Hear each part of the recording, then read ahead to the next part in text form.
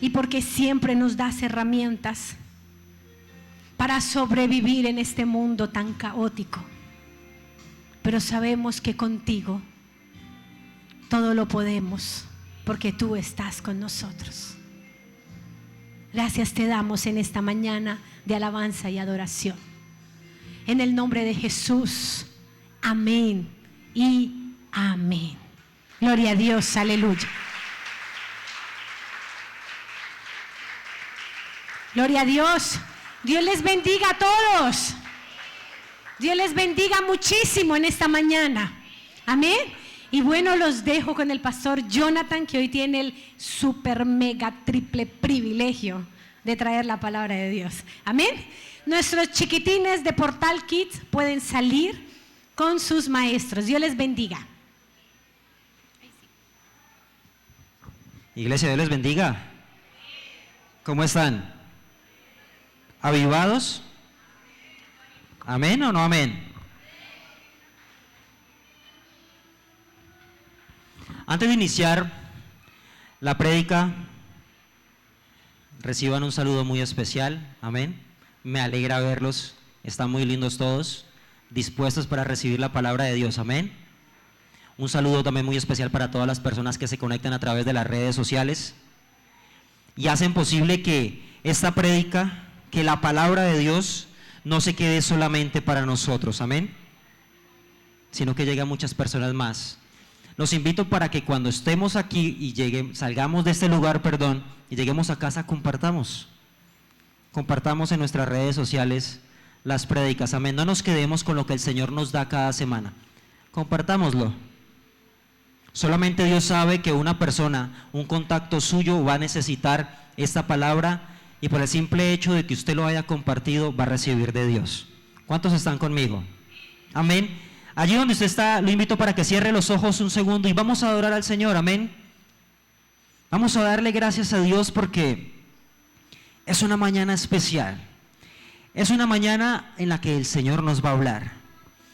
Es una mañana en la que el Señor ha traído un mensaje para usted, para que usted se conecte con Él y para que entendamos que lo que Dios trae no es para la persona que está a mi lado, a mi derecha o a mi izquierda, sino para mí mismo. Amén.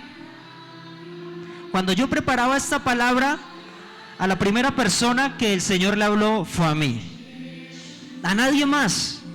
Así que hoy tú le vas a decir: Señor, hoy estoy en este lugar y estoy dispuesto a recibir lo que tú traes para mí. Hoy quiero desconectarme absolutamente de todo. Yo sé que tal vez hay preocupaciones, yo sé que tal vez hay cosas que necesito solucionar, pero en esta mañana, Señor, hoy tomo una decisión contigo, y es que a pesar de todo lo que esté sucediendo alrededor de mí, hoy vengo a sentarme a los pies de papá.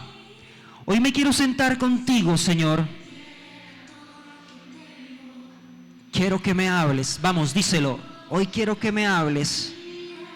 Quiero escuchar tu voz. Hoy vengo a los pies de papá. Y si puedes decirle: su amor es un milagro, de gracia se recibe. Su amor no se compra ni se merece. Su amor es un regalo, de gracia se recibe. Y si puedes levantar tus manos y batirlas a Él, dile: Señor, quiero conocerte más. Quiero más de lo que tú me has dado. Y si no has tenido un encuentro personal con Dios, dile: Señor, hoy quiero saber si tú eres real. Hoy quiero verte. Hoy quiero conocerte, Señor. Hoy quiero conocer a aquel Dios del que las personas hablan, Señor. Hoy quiero verte en mi vida, Señor. No quiero verte en la vida de los demás, quiero verte en mi vida. Necesito un encuentro personal contigo. Señor, háblame. Necesito de ti. Necesito de ti. Señor, háblame, háblame, háblame. Te necesito, te necesito. Te necesito, te necesito, Señor. Háblame. Háblame, háblame. ¿Cuántos están dispuestos a recibir el mensaje de Dios? Amén. ¿Estás seguro? No importa lo que Él vaya a decir. Amén. Muchas veces cuando yo iba a la casa de mamá y de papá, mi mamá me decía, mijo, ¿le puedo decir algo? Y cuando me decía de esa manera, yo sabía que lo que me iba a decir tal vez me iba a incomodar, tal vez me iba a doler o me iba a molestar, pero me iba a edificar. Amén. Yo le decía, mamá, sin rodeos, dígame lo que me tiene que decir. Amén. La palabra que el Señor hoy trae se titula, Papá, quiero ser como tú. Y los invito para que vayamos a Gálatas, capítulo 4, versículo 8. ¿Cuántos trajeron su Biblia? Amén. ¿Cuántos trajeron la Biblia? ¿Se vale en el celular? Sí, se vale en el celular. Estamos en la época de lo digital. Así que, ¿cuántos tienen Biblia física? Ahora yo les voy a pedir un favor. Levanten todos los... ¿Quiénes tienen celular? Todos tenemos celular, ¿cierto? Le invito para que la descarguemos. Amén. Mire que no ocupa mucho espacio, pero lo que puede hacer por nosotros es mucho. Amén. Y dice la palabra de Dios, antes, cuando ustedes todavía no conocían a Dios, vivían como esclavos de los dioses falsos. Amén. Antes de que conociéramos a Dios, vivíamos de una manera. Amén. Iglesia, antes de vivir en Villavicencio, con mi familia nosotros vivíamos en un lejano pueblo del Guaviare. ¿Cuántos conocen Miraflores, Guaviare? Amén. Un pueblito, aunque muy pequeño, muy conocido y llegó a ser conocido hasta a nivel mundial. Y usted se preguntará, pero ¿cómo un pueblo en la mitad de la selva amazónica llegó a ser conocido a nivel mundial? Uno, porque tuvo una discoteca donde subastaban mujeres. Y era una de las discotecas más grandes que había en todo el país. Y estaba en la mitad de allí de la selva amazónica. Y subastaban mujeres de todo el país. Otro, era porque era el epicentro del lugar donde se movía las cantidades más altas de cocaína que salían de este país. Fue uno de los lugares donde se movió más dinero en el país. Fue uno de los epicentros también no de una banda criminal, de un grupo terrorista que nos ha llevado a tener uno de los conflictos más largos de toda la historia, un conflicto interno de los más largos de toda la historia, más de 50 años de un conflicto interno, amén, y nos damos cuenta ahora que no ha terminado, amén. Un lugar donde muchas personas llegaban buscando un sueño de dinero. Mira, así como hoy en día las personas se van para Estados Unidos buscando el sueño americano, en esa época las personas se iban a ese lugar buscando el sueño de conseguir dinero y fortuna. Porque todo lo que hacías en ese lugar prosperaba a causa de que había mucho dinero circulante. Si tú vendías helados, podías tener mucho dinero vendiendo solamente helados en la calle. Porque la gente tenía mucho dinero para gastar. Entonces, en aquel lugar, después de yo haber nacido en Alcalá, Valle del Cauca, mi papá toma la decisión, a causa del consejo de un hermano, de un tío, y le dijo, vámonos a vivir a un pequeño pueblo donde hay una gran bonanza y todo lo que nosotros montemos allá va a tener prosperidad.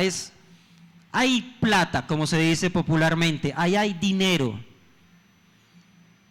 Y mi papá y mis tíos eran comerciantes, así que se fueron, abrieron negocios de ropa, de calzado, de muchas cosas, y les iba muy bien. Y mira, iglesia, yo no les miento, no les puedo mentir si no les digo que los momentos más bonitos de mi infancia los pasé en aquel lugar. Porque fue un lugar en el que yo estaba con papá y con mamá. A pesar de que si en el pueblo en un día no habían 4 o 5 muertos, no había pasado nada. Ese era el nivel de violencia en ese lugar. Era normal, si había un solo muerto, estuvo tranquilo el día. No había pasado nada. Y con ser de que era un pueblo muy pequeño, era un pueblo, si lo comparamos con Villavicencio, era como un pueblo, 2 barrios divididos por una calle principal, no más. Y 2 barrios pequeños, no como La Esperanza, no como Porfía, 2 barrios pequeños. Y por el centro de aquel pueblito estaba la pista de aterrizaje. Así que cuando usted iba caminando e iba a cruzar la pista y sonaba una sirena, usted tenía que detenerse porque iba a aterrizar un avión. Entonces usted paraba mientras el avión aterrizaba, y cuando el avión aterrizaba, entonces usted podía pasar la pista. O sea, la calle principal del pueblo era la pista de aterrizaje también de los aviones. Amén. Y en aquel pueblo yo vivía feliz porque estaba bajo la cobertura de papá y de mamá. Amén. ¿Cuántos se sentían seguros cuando estaban pequeños bajo la cobertura de papá? Pensábamos que nada nos podía suceder. Y para los más pequeños aún piensan que nada les puede suceder. Amén. Porque estamos al lado de ellos. Y recorría todo el pueblo con mi hermano Roger en un triciclo de 2 puestos. Recorríamos todo el pueblo. Y yo lo llevaba a él porque él era más chiquito. Yo lo montaba atrás a él y nos íbamos a pasear por todo el lugar. Y fueron momentos bonitos. Pero resulta que cuando yo cumplí 7 años, a mi papá le dijeron, Pachito. ¿Cuántos conocen a Pachito? Bueno, mi papá se llama Francisco, pero le decimos de cariño Pachito. Y si ven a aquel hombre que está parado allá de seguridad con lentes negros que infunde, sí, respeto, ese es mi papá, el que está sirviendo en la puerta. Amén. Resulta que a Pachito le dijeron, Pachito, del internado, yo no estudiaba internado, yo iba a estudiar a un internado, yo iba todos los días por la mañana y me devolvía. Del internado donde estudia su hijo, ya se han llevado a varios niños para la guerrilla, los han reclutado. Y hemos visto que su hijo ya está como muy avispadito, y como los más avispaditos se los están llevando. Mi tío Ricardo le dijo a mi papá, le dijo, Francisco, si quiere, porque mi tío vivía ya acá, ya tenía una casa, tenía la familia viviendo acá en Villavicencio, le dijo, hermano, si quiere, mande el niño y yo se lo tengo en la casa. Yo lo tengo en la casa, no se preocupe por eso.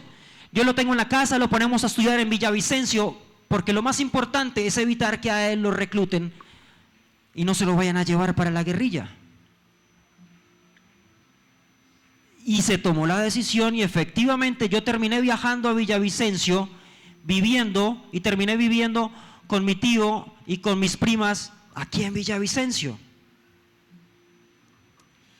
Y lo que empezó como una de las etapas más bonitas de mi infancia terminó convirtiéndose en un infierno. Porque yo no entendía por qué tenía que separarme de mis papás. Yo no entendía por qué si tenía 7 años y todos los niños estaban con sus padres, yo por qué no podía estar con mis papás. Y entonces cuando iba a estudiar al colegio, todos los días me devolvía llorando del colegio. Y muy posiblemente mis papás me explicaron por qué yo tenía que vivir en Villavicencio, pero yo no lo entendía. Yo no entendía por qué tenía que separarme de mis padres. Yo no entendía por qué tenía que irme de su lado, teniendo 7 años. Yo no entendía por qué al colegio a los niños los llevaban sus padres, su papá, su mamá, y por qué a mí nadie me llevaba al colegio.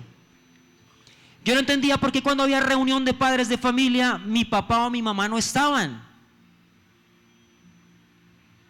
Yo no lo entendía. Yo lo único que hacía era llorar y decir que me quería ir, me quería devolver. Y llega un momento en el que en aquella espera yo pensé que mis padres no iban a volver por mí. Me sentía abandonado.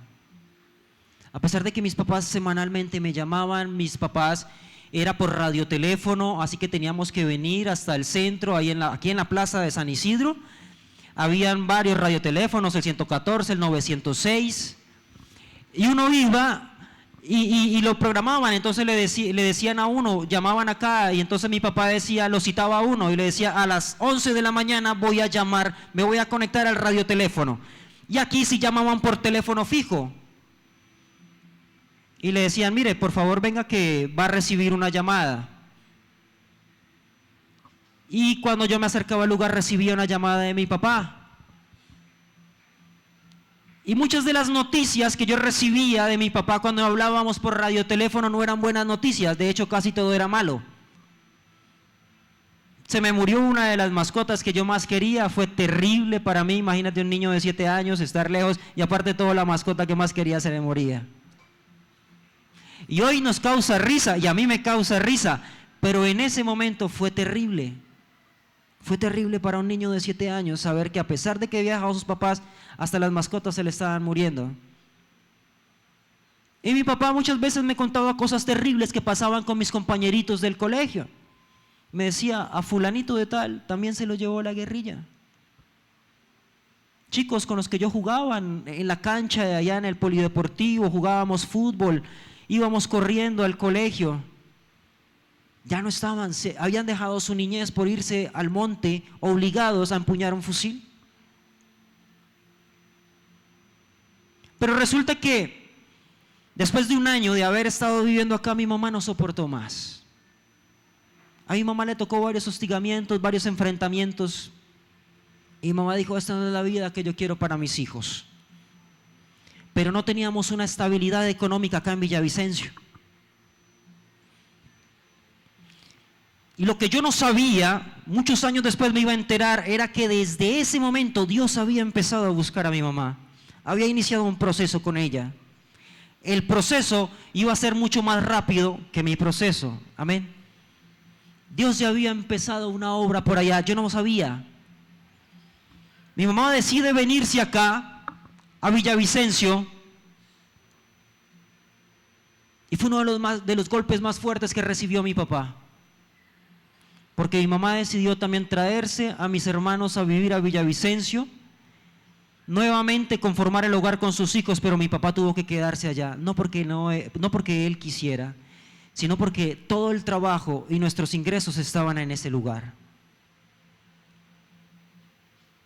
Y aparte de que inició un proceso para mí, un año, ahora mi papá también era procesado, porque ya no estaba con sus hijos. Y de haber estado 7 años juntos, hasta que cumplí los 7 años, ahora nos veíamos 1 o 2 veces al año. Yo veía a mi papá 1 o 2 veces al año. Fueron años en los que me perdí absolutamente de todas las cosas que un hijo quiere compartir con su padre. Fueron años en los que nuevamente yo pensé que al estar acá en Villavicencio con mi mamá, mi papá iba a estar más frecuentemente acá, y no fue así. Mi papá debía trabajar y enviar dinero para que nosotros pudiéramos subsistir acá en la ciudad. Y hubo un tiempo en el que hubo dinero y todo estaba bien, pero después la bonanza que se vivía en aquel pueblo empezó a decaer y las finanzas empezaron a menguar. Entonces mi mamá se vio obligada a trabajar también. Y entonces mi papá estaba en aquel pueblo en la mitad de la selva trabajando, pero mi mamá aquí también estaba trabajando. Y entonces en las tardes veíamos a mi mamá. Cuando llegaba del trabajo yo me quedaba con mi hermano Roger, con mi hermano Kevin, el menor, estaba todavía pequeño, y nos quedábamos. Y nosotros siempre fuimos unas bendiciones. Entonces siempre que llegaba mi mamá encontraba algo había pasado en la casa. Siempre alguno estaba descalabrado, algo había pasado. Si era que yo no le había pegado a todos, sí. Nadie podía meterse con mis hermanos, el único que tenía derecho a pegarles era yo. Sí, nadie se metía con ellos, pero yo sí podía. Pero algo había pasado. Yo no sé cómo mi mamá soportó esto. Y durante todo este tiempo,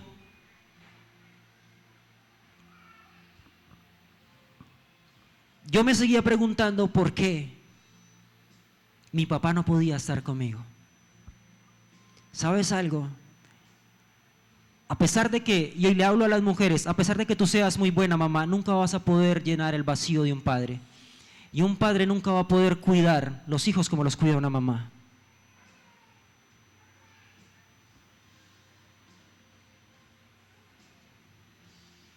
Cumpleaños, reuniones escolares, partidos de fútbol, hasta mi grado del colegio mi papá no pudo estar allí. Momentos en los que anhelaba tener a mi padre pasaron dejando un gran vacío.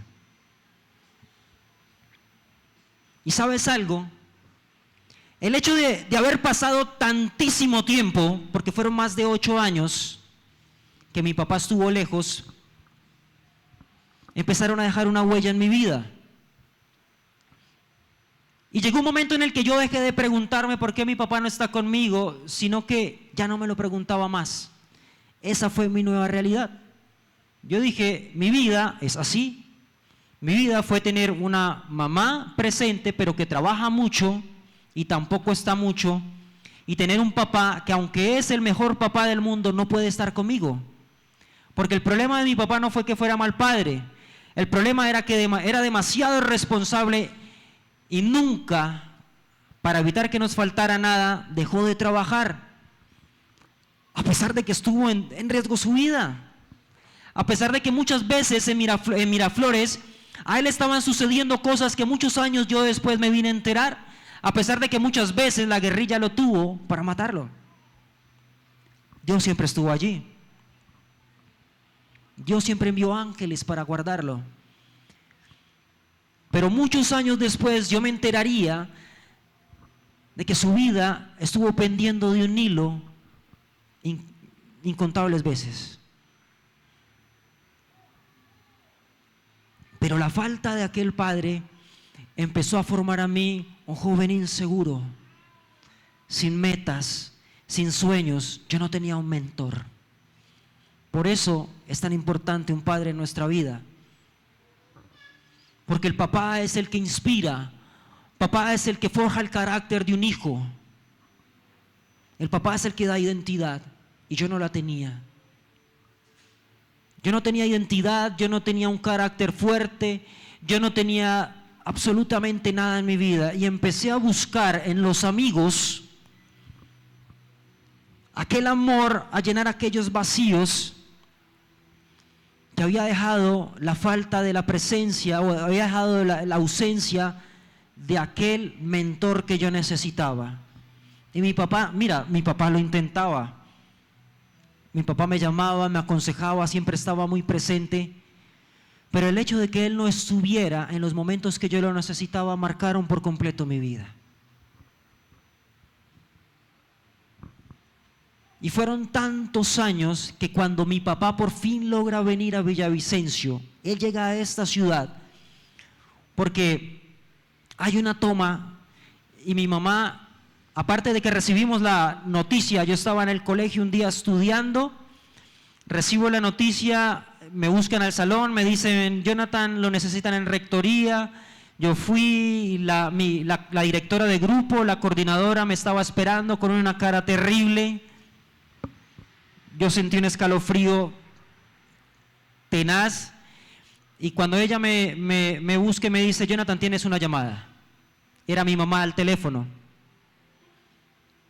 Y me acuerdo mucho que mi mamá me dijo, Jonathan, véngase porque parece que a su papá lo mataron.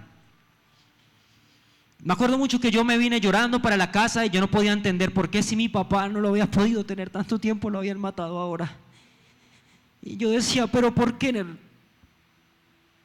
¿Por qué si ni siquiera pude compartir con él? Ahora él tiene que estar muerto. Y me acuerdo mucho que llegué a la casa, mi mamá tenía un semblante fuerte y me dijo, tranquilo hijo, yo sé que a su papá no lo han matado. Habían caído bombas y en el telecom donde trabajaba mi papá habían caído unas bombas.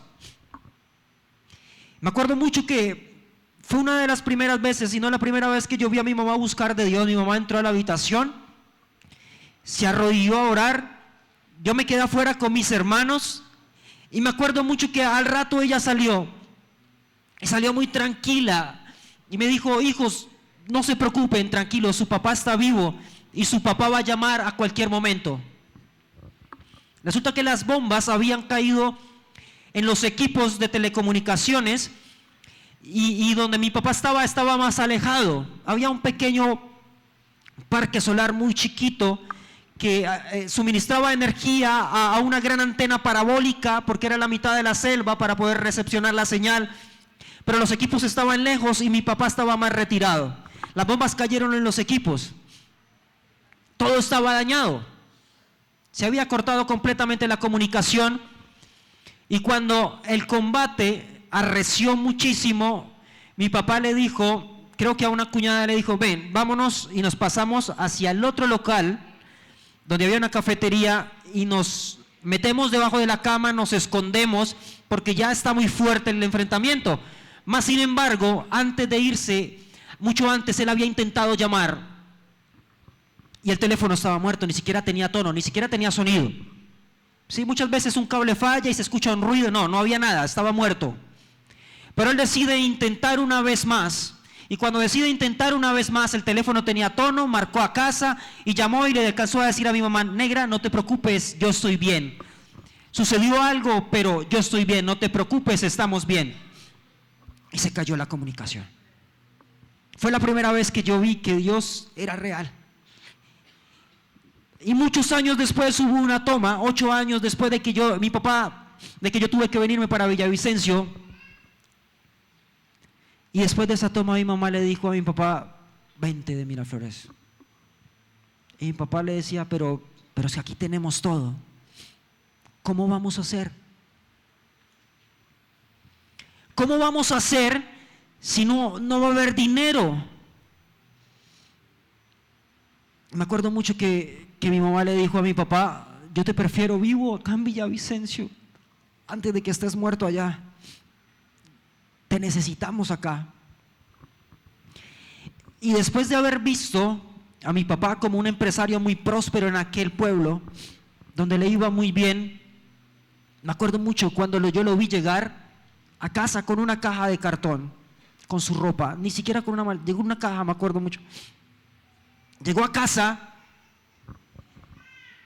y ¿sabes algo? Hoy lo veo, y cuando lo veo entrar, como un recuerdo, ahora digo, yo vi entrar a un hombre derrotado, destruido, porque no tenía cómo proveer a su familia. Yo me acuerdo, pero ¿sabes algo? Yo no lo vi de esa manera. Cuando yo vi entrar a papá, yo dije: por fin llegó papá a casa. Por fin llegó el hombre que yo siempre quise tener en casa. Y ¿sabes algo? En aquella época mi papá tuvo que trabajar en una carpintería y llegaba con sus manos peladas de tanto lijar, porque a él lo contrataron para lijar, y yo me acuerdo que él se sentaba triste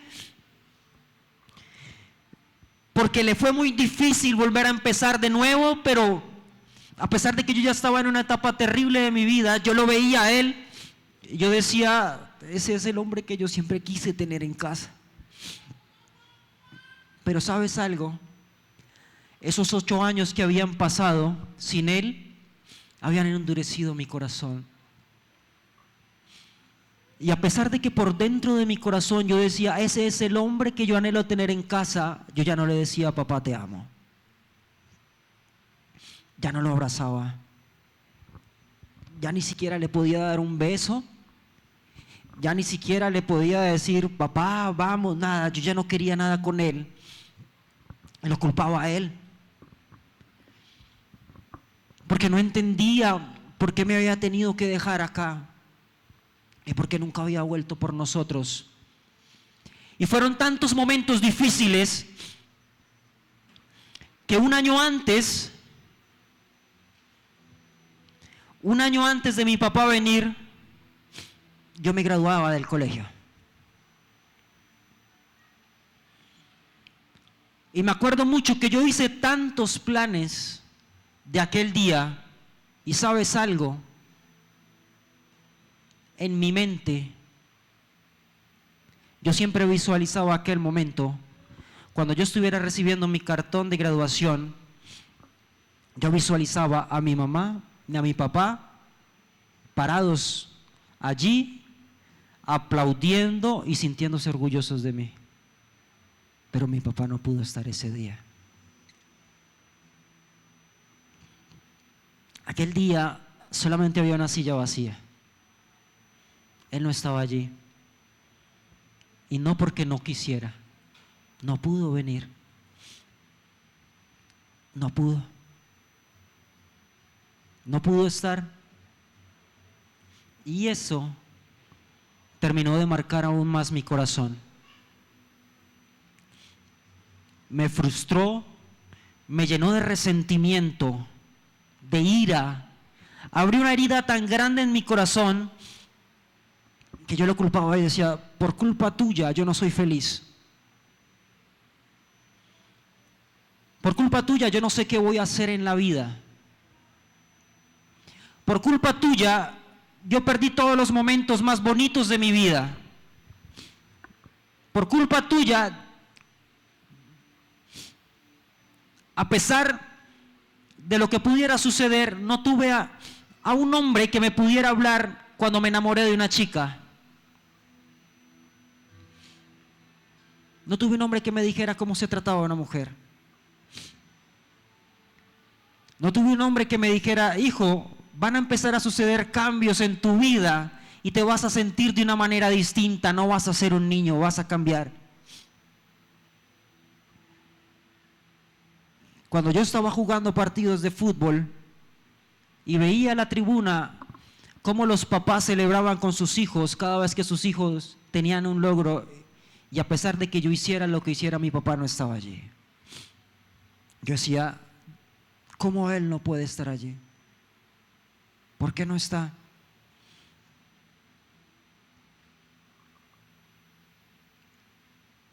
Toda mi vida anduve sin horizontes, sin metas, en búsqueda de llenar ese gran vacío que había en mi corazón. ¿Y sabes algo? Cuando uno está perdido, cualquier bus le sirve. Cuando uno está perdido, cualquier persona que le dé un consejo, uno lo toma como el mejor consejo. Y me hice amigo de una gran persona, a pesar de todo lo malo que pudo suceder. Tuve un gran amigo. Mi amigo tampoco tenía papá. Su papá vivía lejos, se había separado de su mamá. Y su mamá también trabajaba. O sea que manteníamos solos. Y me acuerdo mucho que cuando mi mamá se iba, yo me metía a la casa de mi amigo y todos los días intentábamos conseguir dinero para tomar.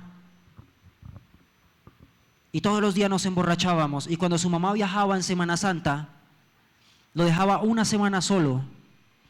Y una semana nosotros estábamos ebrios en la casa de mi amigo, borrachos, tirados.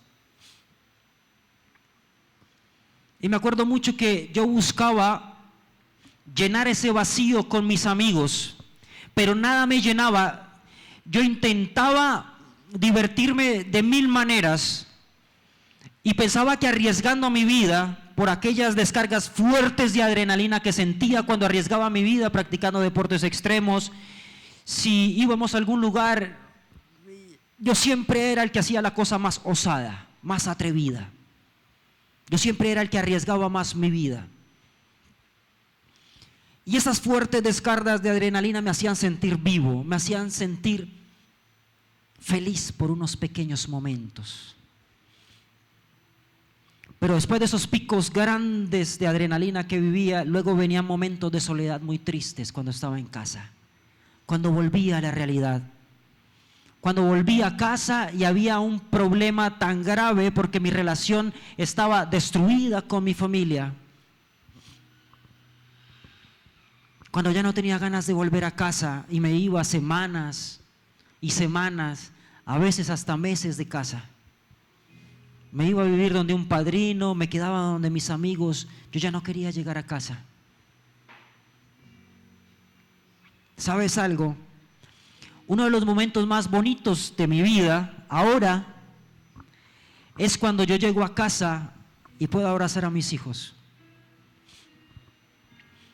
Eso era lo que a mí me faltaba. ¿Sabes algo? Durante esos 8 años, al principio, el momento más hermoso era cuando papá nos decía: hijos, voy para casa. Y sabíamos que él iba a llegar en un DC-3. Calculábamos más o menos la hora. Y nos salíamos afuera de la casa a ver el avión. Y decíamos: allá viene papá. Y esperábamos. Y hubo varias ocasiones en las que él no pudo venir. Y ustedes no saben lo frustrante que fue esperar y ver tantos aviones y aviones llegar y saber que él no había llegado ahí. Hubo una Navidad en la que me acuerdo mucho que todos estaban reunidos y eran las 2 de la tarde y llegaban aviones y mi papá no llegaba, y a las 3 llegaba otro avión y mi papá no llegaba. Me acuerdo mucho que como a las 5:30, 6 de la tarde, cuando empezó a caer el sol, mi mamá nos sacó de donde la familia, todos los muchachos, y nos llevó a un lado. Y nos dijo con sus ojos aguados y su voz quebrantada: ya, muchachos, su papá no pudo venir esta Navidad. No puede venir, no lo dejaron venir. No pudo solucionar unas cosas que había en el negocio. No hubo quien se quedara en el negocio y él no puede dejar solo allá. El jefe le había prometido que él se iba a quedar allá, iba a pasar la Navidad para que él viniera. Y el último día le dijo: yo no voy a estar acá, yo me voy, usted no se puede ir.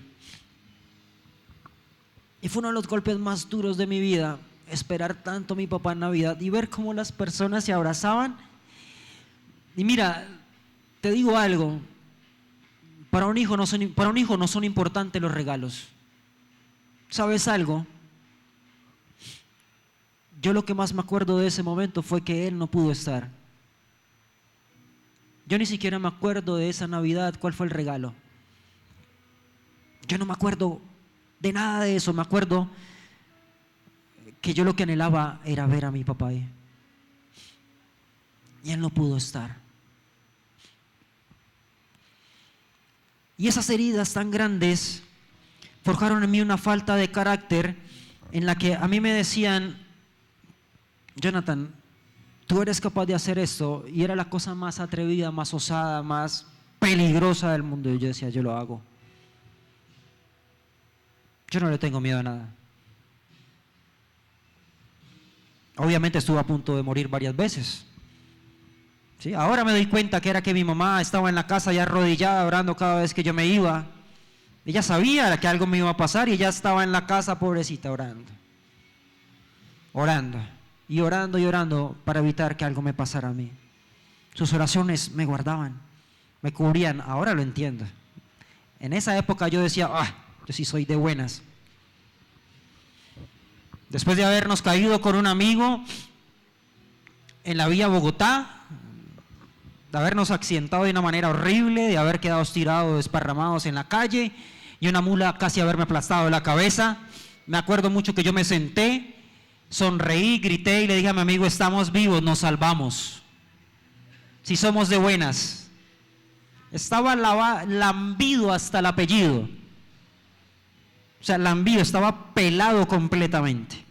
Me había resbalado yo no sé cuántos metros por el pavimento y estaba en una bermuda y en una camisetica, o sea que eso quedó embarrado en el piso. Y cuando quedé desmayado en el piso, las pachas de una tractomula me despertaron porque me estaban dando vueltas así en la cabeza, me estaban pasando por el lado. Y cuando yo volví en sí me desmayé como 4 veces. Cuando me intentaba levantar y apenas me ponía en pie me desmayaba. Y mi amigo venía llorando por allá, se había lesionado una rodilla. Yo no entendía que Dios me guardaba, pero esa clase de cosas, al contrario de asustarme, lograban llenarme un poco. Y yo pensaba que mi vida tenía que vivir de esa manera, yo tenía que vivir mi vida de esa manera. Y sabes algo, cuando yo estaba en aquella bicicleta bajando a toda velocidad por Buenavista o saltando en un dirjón, en unos saltos de barro, haciendo figuras y todo eso, yo decía muchas veces, si muriera acá, moriría feliz. No contemplaba mi existencia más allá. Yo no me veía con hijos, yo no me veía estudiando, no me veía trabajando. Yo decía, hoy será un buen día para morir. Cuando vivía mi vida al máximo, siempre decía, hoy es un buen día para morir. Contemplaba la muerte como una opción. Y siempre que estaba allí en la cama recostado, siempre me imaginaba muerto. Me imaginaba siempre, me veía a mí, cómo sería donde yo muriera, y siempre pensaba que nadie me iba a extrañar. Siempre pensaba que era lo mejor que podía suceder en mi familia. Porque a pesar de todo yo sabía que era un problema. Yo sabía que a mi mamá solamente le daba dolores de cabeza. Y por dentro me dolía no poder tener una relación con ellos. Pero por fuera yo les manifestaba que los odiaba. Y sabes algo, a la persona que más culpaba era mi papá. No sabía todo lo que él había tenido que pasar. No sabía todo lo que él había tenido de lo que te había tenido que privarse estando allá para que nosotros estuviéramos bien acá. No sabíamos lo que él lloraba escribiendo las cartas, porque recibíamos unas cartas hermosas de él. Dibujaba una familia de osos y a cada uno nos tenía un nombre. Y él lloraba escribiendo aquellas cartas, y me acuerdo mucho que en aquellas cartas nos contaba cómo se sentía, que nos amaba, nos aconsejaba, pero a pesar de todo yo no entendía por qué él no podía estar. Y cuando él llega allá a Villavicencio, la falta de aquel mentor ya había destruido por completo mi vida. Ya estaba yo en un remolino que me estaba llevando al fondo. Y ¿sabes algo? Cuando yo empiezo a refugiarme en el alcohol,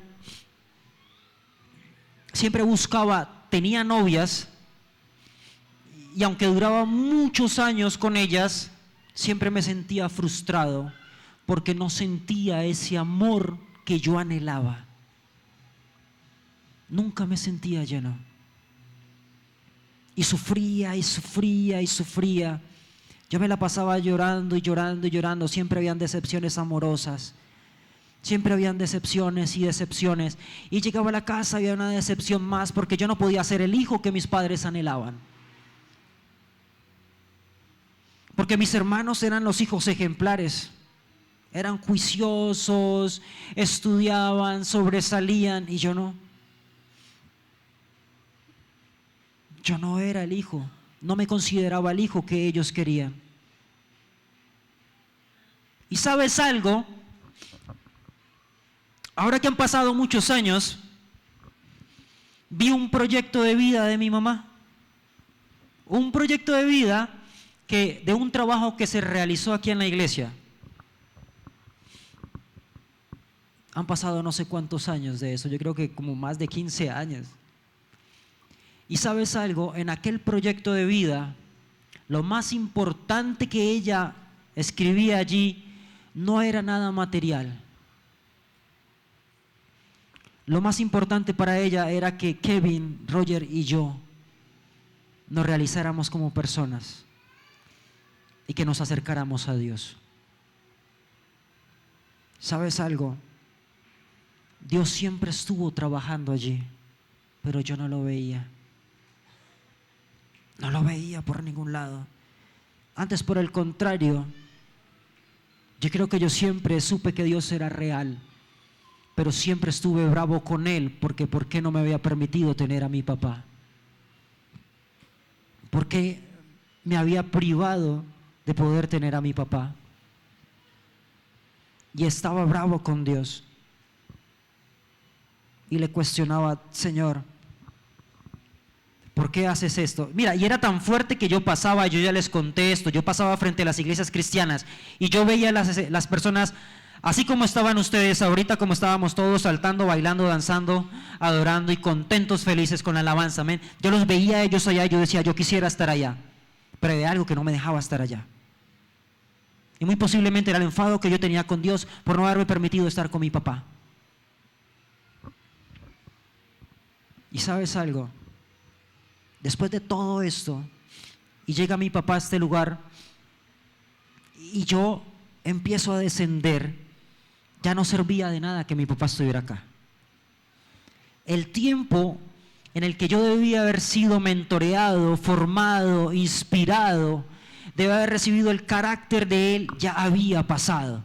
Yo ya tenía 17 años, ya me había graduado del colegio, yo ya no quería saber nada de mi papá, ya no quería saber nada de mi mamá. Yo quería vivir mi vida al máximo, quería refugiarme en mis amigos, en las novias, en el alcohol. Quería vivir mi vida de otra manera. Yo ya no sentía que pertenecía a la familia. Y fue como se hizo realidad una de las pesadillas que me acompañó durante toda mi infancia.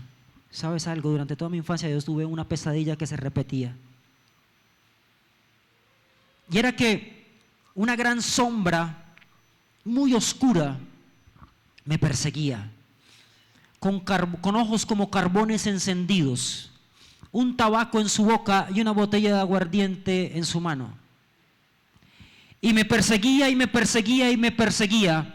Y yo intentaba huir, pero cuando intentaba huir y ya estaba alcanzando a escapar de ella, esa sombra me alcanzaba.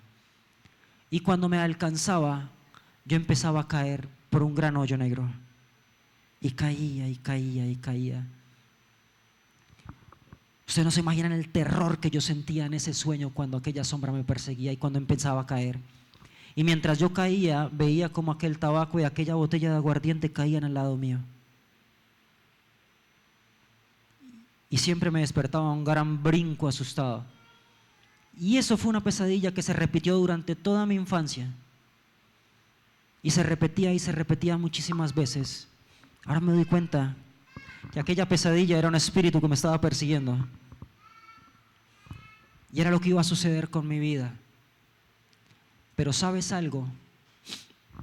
Dios es experto en cambiar los planes de muerte de Satanás por planes de vida. ¿Cuántos están conmigo? Amén. ¿Sabes algo? Mientras yo estaba tocando fondo, Dios ya estaba trabajando. Dios ya estaba trabajando un propósito. ¿Sabes algo? Mientras yo me estaba hundiendo en el lodo, Dios ya estaba preparando una fiesta.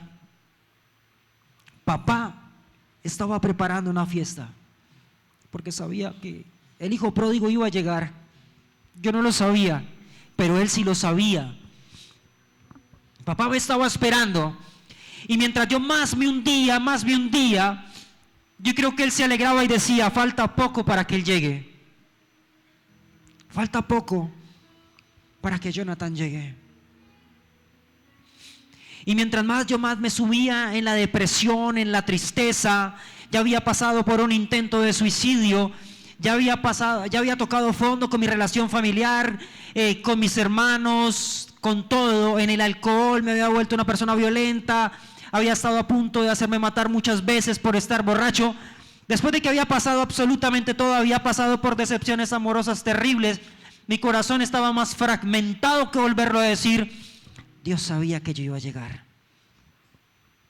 Dios estaba allí contando los segundos y decía, pronto va a llegar. ¿Y sabes algo? Mi mamá en la iglesia ya lo había profetizado. La pastora Amanda en un RG lo dijo. Mi mamá en la iglesia cuando estaba en el industrial lo había profetizado. Mi mamá ya estaba en la fiesta esperándome con papá. Mi mamá ya sabía que yo iba a llegar. Y ella estaba allí muy bien arreglada, estaba vestida con todos, estaba lista espiritualmente profetizándolo, diciendo, mi hijo va a llegar. Pero cuando mi hijo llegue, yo lo veo entrar de rodillas y se va a postrar al altar. Y ¿sabes algo? Aquel día cuando yo toqué fondo, cuando pensé que mi vida no tenía sentido, ese día me acordé de aquel Dios del que me habían predicado tanto. ¿Sabes algo? No solamente mi mamá me había predicado de Dios, en la calle me habían hablado de Dios, mis amigos me habían hablado de Dios, hasta una novia que yo tenía me había hablado de Dios. Ese día entendí que Dios estuvo todo el tiempo conmigo, que Él siempre estuvo allí diciéndome: ven, es que tu papá soy yo. Yo sé que tu padre no pudo estar contigo, pero yo te voy a adoptar y te voy a dar ese propósito, te voy a enseñar cómo soy yo. Hoy me doy cuenta que mientras yo pasaba por aquellas circunstancias, Dios siempre me estaba hablando al oído. Dios me estaba cuidando. Dios me estaba hablando. Mientras yo estaba pasando por todas estas circunstancias, Dios estaba allí. Dios me estaba mandando cartas de invitación y me decía: ven, hay una fiesta preparada para ti. Vamos. Yo sé que tú piensas que no vas a hacer nada con la vida. Yo sé que tú piensas que no tienes un propósito. Yo sé que tú piensas que nunca vas a tener una familia, que nunca vas a ser feliz. Yo sé que tú piensas que nunca vas a salir adelante. Pero donde yo te voy a traer, vas a tener un propósito, vas a tener una familia, vas a ser alguien, vas a sobresalir, vas a ser cabeza y no cola. Te voy a dar un propósito. ¿Y sabes algo? Después de haber pasado el peor día de mi vida, después de la muerte de mi madre, al otro día decido llegar a la iglesia. Dije: nunca más, necesito buscar de Dios. Voy a buscar a ver si ese Dios es real. Necesito a mi papá. Necesito a mi padre, necesito a ese papá. En aquel momento yo no buscaba a mi padre terrenal, yo buscaba a papá Dios. Yo lo necesito a Él. Porque si hay una persona que puede rehacer mi vida, yo había escuchado que Él era como un alfarero y que las vasijas que estaban rotas, Él las podía rehacer de nuevo. Y yo le decía: Señor, pues yo soy una vasija muy rota y creo que partes mías se han perdido en el camino. No sé cómo vas a hacer para rehacerme de nuevo. No sé cómo vas a hacer para unir las partes porque estoy destruido. No sé cómo vas a hacer si es que yo siento que mi corazón quedó regado por todo el camino. No sé cómo me vas a unir. No sé cómo vas a hacer para que yo sea una persona de valor si yo siento que no valgo nada y si me muero nadie me va a extrañar. De esa manera pensaba yo. ¿Y sabes algo? Cuando yo entro a la iglesia, pude sentir cómo Dios estaba sentado esperándome en el altar. Y pude ver cómo Él todo el camino había recogido todas las partes que había dejado. Pude ver cómo Él tenía mi corazón en su mano.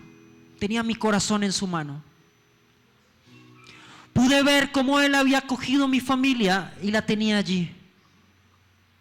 Y me decía: no te preocupes, nada se ha perdido. Yo lo tengo todo. Pero necesito que vengas. Y sabes algo, mientras yo caminaba al altar, mis piernas empezaron a temblar. Yo no entendía por qué lloraba inconteniblemente, y lloraba y lloraba y lloraba. Pero cuando yo llegué al altar, físicamente pude ver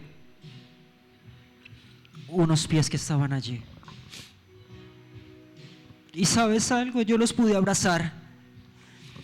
Pude abrazar y me acuerdo mucho que me arrodillé y lloré y lloré y lloré y lloré. Aquel día por fin encontré a papá. Aquel día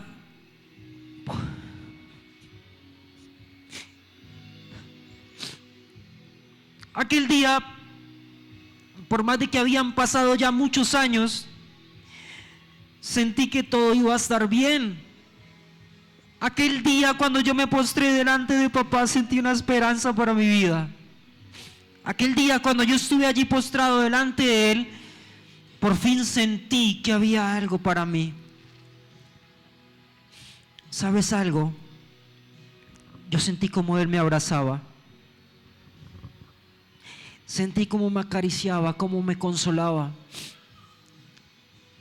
Pude sentir como si me dijera: tranquilo, no te preocupes, yo he estado acá, siempre he estado acá.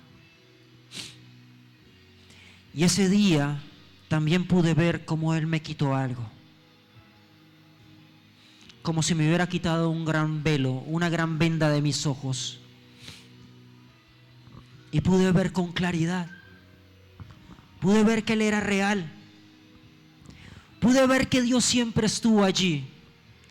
Pude ver que a pesar de que mi papá no había estado, Él sí había estado. A pesar de que mi papá intentó estar conmigo, Él sí había podido estar. Y siempre había estado. Y ¿sabes algo? Lo más hermoso de todo es que ese mismo Dios que hizo eso por mí, ahora lo quiere hacer por ti. Y lo está haciendo por ti. Yo te pido que te pongas sobre tus pies. ¿Sabes algo?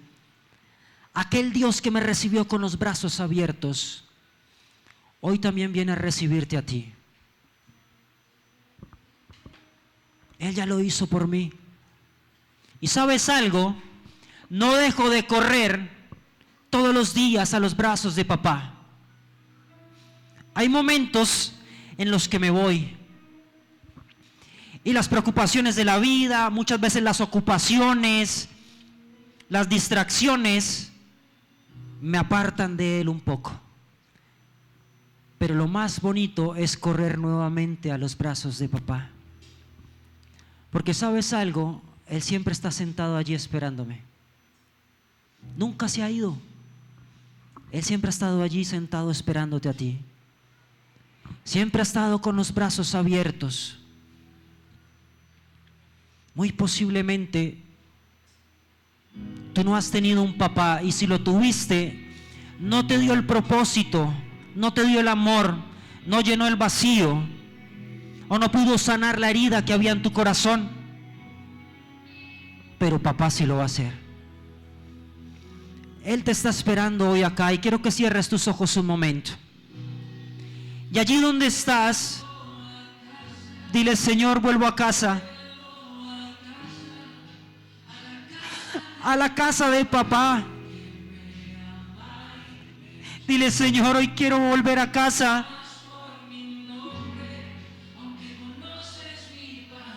Sé que no me vas a juzgar.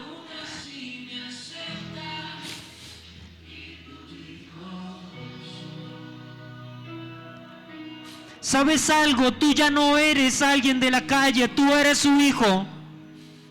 Tal vez te cueste entenderlo, pero eres su hijo, ya no eres uno más.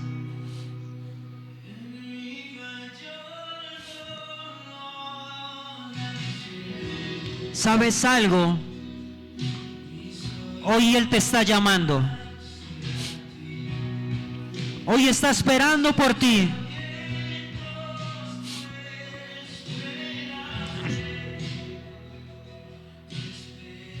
Hoy está esperando por ti. Quiero que abras tus ojos un momento.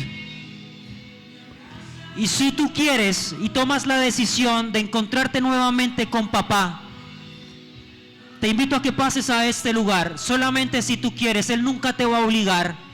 Él siempre estuvo esperando por mí, pero jamás me obligó. Siempre estuvo con los brazos abiertos.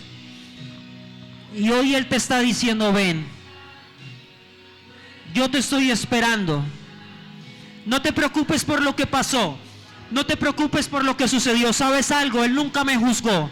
Nunca me dijo: Jonathan, tú hiciste esto o aquello. Él nunca me dijo absolutamente nada. De hecho, Él no hizo memoria de ninguno de mis fallas, de mis pecados. Él simplemente quería tenerme en sus brazos. Y ese mismo Dios que un día me recibió a mí, hoy te está esperando a ti. Si tú quieres pasar, Él te está esperando acá. Si tú quieres venir y postrarte delante de Él, hazlo. Él te está esperando. Señor, te damos gracias en esta mañana. Gracias por aquel hijo que vino hoy a encontrarse contigo. Yo también he venido a encontrarme contigo. Porque a pesar de que aquel día me recibiste, aún sigo corriendo a ti como un niño en aquellas áreas que aún no te había entregado. Hoy sigo corriendo a ti. Hoy sigo buscando. ¿Y dónde está mi papá? ¿Dónde está Pachito? ¿Dónde está Francisco? ¿Sabes algo? Una de las restituciones más bonitas que hizo Dios conmigo fue haber traído a mi papá, amén, y haber restaurado la relación con él. Dios también va a restituir algo en tu vida hoy, va a empezar a restituir. Una de las cosas más bonitas que yo pude hacer fue poder volver a abrazar a este hombre que está acá y poderlo besar y decirle que lo amo. A pesar de que el dolor y el resentimiento antes no me lo permitía. A pesar de que todo lo que yo tenía en mi corazón no me lo permitía. Una de las cosas más bonitas fue poder volver a abrazar a este hombre. Y entender que no fue culpa de él. Entender que él lo hizo todo por nosotros. Y que Dios siempre estuvo allí. Que nosotros siempre estuvimos seguros en los brazos de Papá Dios. ¿Y sabes algo? Un día yo le pedí perdón a él por haberlo juzgado, por pensar que él no lo quería hacer. Y Dios empezó a sacar a la luz todos los sacrificios que él hizo por mí. Y le pedí perdón y él también me pidió perdón a mí. Y así como dice la palabra de Dios, Él devolverá el corazón de los padres a los hijos y el corazón de los hijos a los padres. Yo pude ver cómo después de haber corrido a los brazos de papá, pude ver cómo él pudo restablecer la relación que había perdido entre mi papá, con mi papá y con mi mamá y con mis hermanos. Pero no solamente eso, también tuve un trabajo, también tuve una expectativa de vida, también me devolvió las ganas de vivir. También me di cuenta que no había nada imposible para mí. También me di cuenta que como hijo suyo podía hacer lo que yo quisiera bajo la voluntad de Dios, guiado por Él. También me di cuenta, ¿sabes algo? También me di cuenta que podía tener una familia hermosa. Y vi cómo el propósito de mi mamá se cumplió cuando me casé con mi esposa y tuve 2 hijos.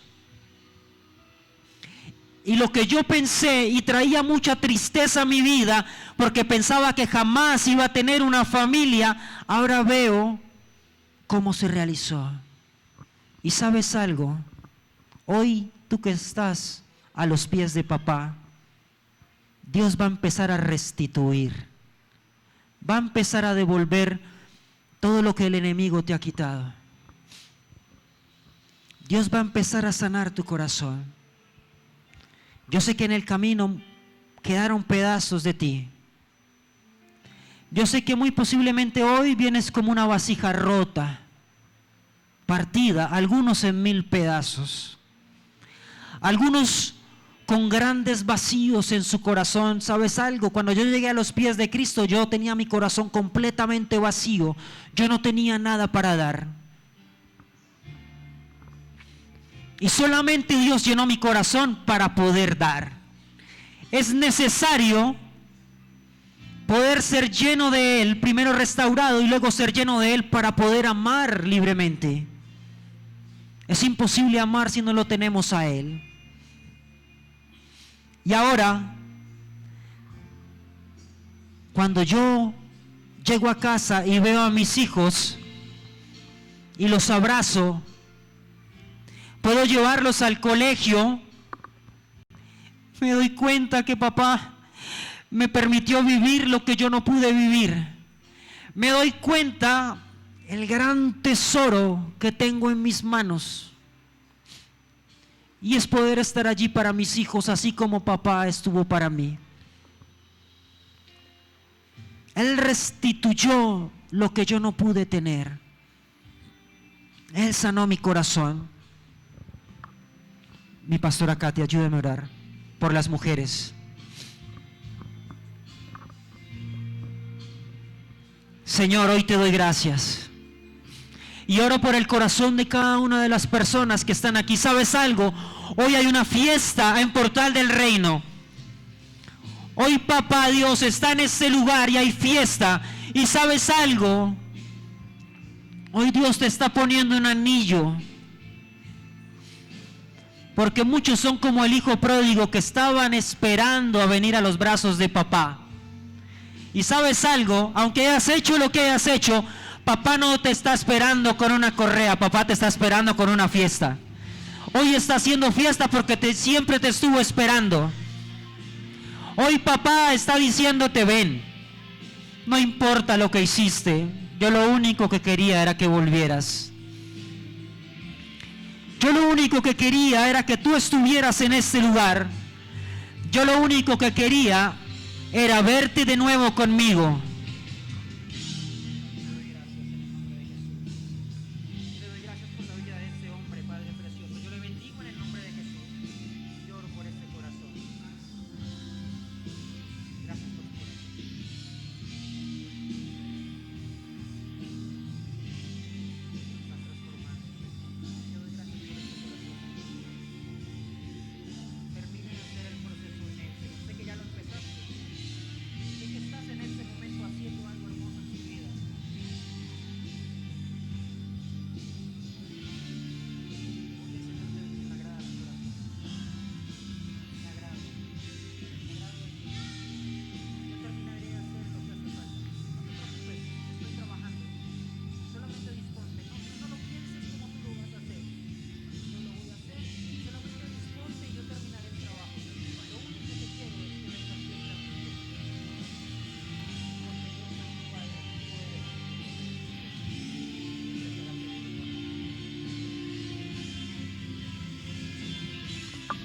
Vamos allí, levanta tus manos y alábale.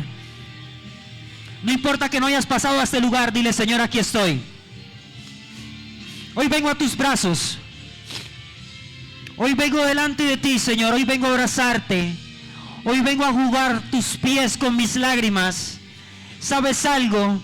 Hoy oro, y si tú necesitas que alguien tenga un encuentro con Él, ponlo delante de Él y dile, Señor, yo ya estoy sentado delante tuyo, pero anhelo que mis hijos vengan a ti.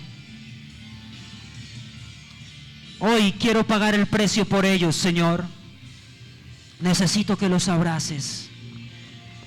Señor, te damos gracias, Padre Santo. Gracias porque a pesar de todas las circunstancias, tú nunca te fuiste ni te cansaste. Gracias. Gracias porque siempre estuviste allí, porque siempre has estado. Gracias porque ibas en el camino recolectando cada parte de mí, como pequeños pedazos de barro recogidos por el alfarero, para ser moldeados de nuevo, reconstruidos y hechos nuevamente. Gracias por haberme perdonado. Gracias por no hacer memoria de mis pecados. ¿Sabes algo? Cuando yo entré aquel día a la iglesia, pude decirle a Dios, antes, durante muchos años había escuchado de ti, pero hoy puedo ver que eres real. Muchas personas me habían hablado de ti, pero hoy te veo, Señor. ¿Sabes algo? Aquel día pude verle y decirle, Señor, hoy veo que tú eras real, que tú eres real. Que las personas no mentían cuando me hablaban de ti. Antes se quedaban cortas. No sabía que tu amor era tan grande. Yo sabía y había escuchado de que Dios nos amaba, pero no sabía que tú me amabas tanto. No sabía que tu amor era tan grande.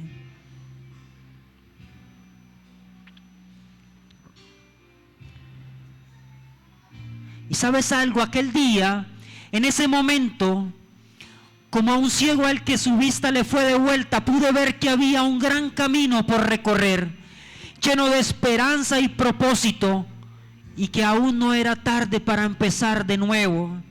Y hoy te dice, el mismo Dios no te dice, hoy te dice, aún no es tarde para empezar de nuevo. Aún no es tarde para comenzar. Aún no es tarde para tu familia, para tus hijos, para tus hermanos. Aún no es tarde para que empieces. Aún no es tarde para que comiences. Aún no es tarde para que tomes mi mano y empieces a caminar conmigo. Aún no es tarde para que vengas a mí. Dice allí en Gálatas 7, y quiero que lo declares conmigo. ¿Cuántos van a declararlo conmigo? Vamos, declara conmigo y dilo: ya no soy esclavo de cualquier familia, sino que ahora soy hijo de Dios. Y como soy tu hijo, gracias a ti, ahora tengo derecho a recibir tu herencia. ¿Cuánto le pueden dar un fuerte aplauso al Señor? Vamos, apláudale, apláudale, apláudale allí. Señor, hoy te damos gloria, te damos alabanza a ti. Reconocemos que solamente tú eres Dios. Reconocemos que tú eres Rey sobre nuestra nación, sobre nuestra vida, sobre nuestra familia, sobre todo cuanto hay. Amén. Se pueden sentar, ya se pueden sentar. Iglesia,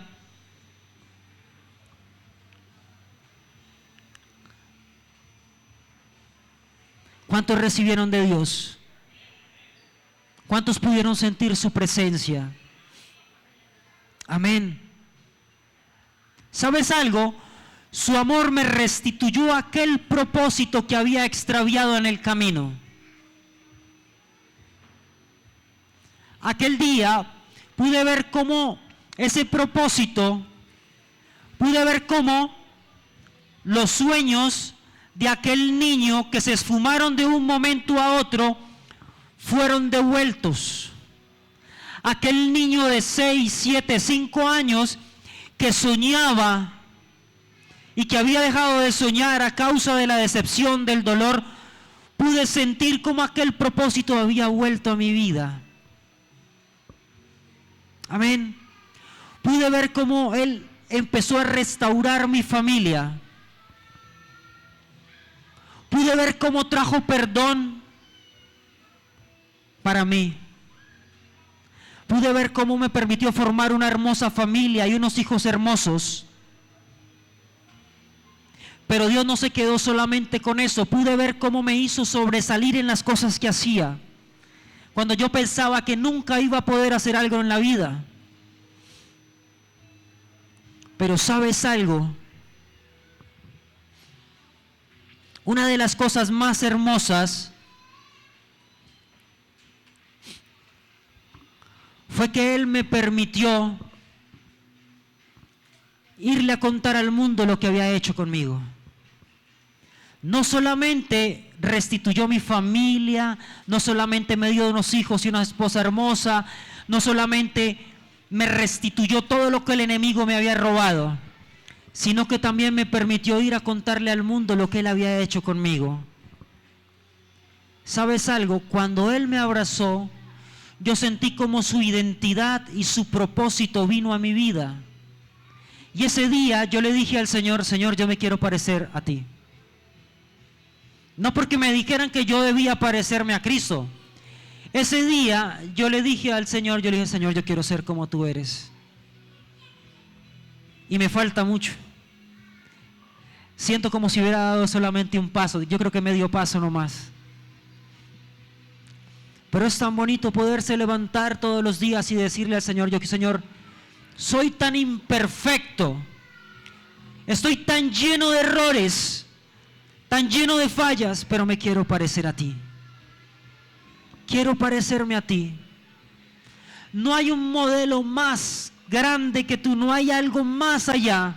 Solamente me quiero parecer a ti. Solamente quiero venir y ser como papá. ¿Sabes algo? Cuando yo estaba pequeño yo quería ser como mi papá. Y después de muchos años, cuando vine a los pies de Cristo, pude de nuevo decirle a papá Dios, Señor, quiero ser como tú. Quiero predicar tu palabra. ¿Cuántos quieren predicar la palabra de Dios? Yo no te estoy diciendo que vengas a un altar para predicar la palabra. Mira, ¿sabes cuál es tu altar? El mundo entero. Donde tú quieras que tú vayas, donde quiera que tú estés, donde quiera que te muevas, el altar más bonito que hay para predicar la palabra de Dios no está aquí en un templo, ni siquiera está en la calle. ¿Sabes dónde está? Está en tu casa. El altar más bonito para predicar la palabra de Dios está en tu casa, está con los tuyos, está con tu familia, con tus hijos, con tus hermanos, con tus padres, con tus amigos, en tu trabajo. Ese es el altar más bonito que hay, porque tienes una conexión con ellos, porque esas personas te duelen, porque esas personas te cargan, porque esas personas te mandan de ti, porque tú tienes a Dios y muy posiblemente ellos no lo tienen. Porque esas personas necesitan a alguien que los tome de la mano y también los traigan acá. Esas personas necesitan a alguien que ore por ellos. Muy posiblemente ellos no lo saben, pero su espíritu lo sabe. Su espíritu clama a gritos que alguien pague el precio por ellos, que alguien ore por ellos, que alguien se doblegue por ellos, que alguien los traiga a este lugar. Y yo sé que tú también quieres ser como papá. Tal vez no lo has descubierto, tal vez no lo sabes, pero todos queremos en el fondo ser como papá. Y hoy Dios te está llamando a hacerlo. ¿Tú quieres ser como papá? ¿Sí? ¿Quieres ser como papá? ¿Cuántos quieren ser como papá? Y si no estás convencido, Dios lo va a poner en tu corazón. Amén. ¿Cuánto le pueden dar un aplauso al Señor?